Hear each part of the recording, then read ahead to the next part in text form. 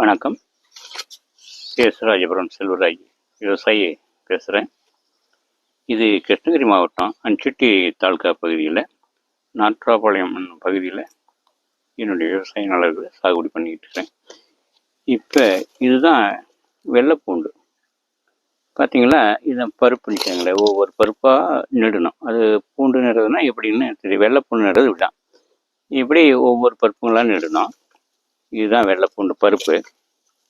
இது இன்னைக்கு தேதி பார்த்தீங்கன்னாக்கா ஜூன் 9 நடுறோம்.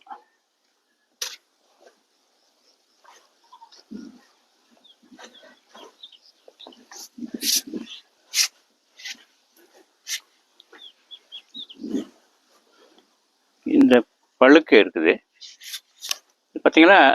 நான் 5 இன்ச்சுக்கு ஒரு கோல் மாதிரி செட் பண்ணி இப்படி நேராக இழுத்தோம்னு வச்சாங்களே, சாரி விழுவோம். அந்த சாரியில் ஒவ்வொரு பருப்பாக வச்சு ஊனணும். ஊனிட்டு இது இப்படி மறைச்சமாக்கா மட்டம் வந்துடும். இது ஏற்கனவே பெட்டு பிடிச்சது. 4 அடிக்கு ஒரு பெட்டு சரியாக நெட்டுட்டு இப்போ விட்டுட்டு இப்படி மறைச்சிடலாம். 4 அடிக்கு ஒரு பெட்டு, ஒரு பயிருக்கு ஒரு பயிர் 5 இன்ச்சு. ஒவ்வொரு பயிருக்கு இடைவெளி வைக்கணும் போது 2.5 இன்ச்சு 3 இன்ச்சு ஒவ்வொரு பயிர் வச்சுட்டுக்கிறோம். இந்த மாதிரி வச்சு மூடிடுறது. இதுதான் ஃபஸ்ட்டு பருவம். கிருஷ்ணகிரி மாவட்டத்தில் நாட்ராபாளையம் பகுதியில் சேஷராஜபுரம் கிராமத்தில் செல்வராஜ் என்னும் தோட்டத்தில் பூண்டு நடவு இன்று நடைபெற்றிருக்கிறது. செய்கிறோம், நடவு செஞ்சுட்டுருக்கிறோம். இப்படி தான் செய்யலாம்.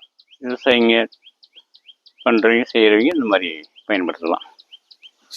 பெட்டு போட்டுட்டு இந்த மாதிரி இழுத்துமாக்கா நமக்கு இப்படி சாரி நேராக வரும்.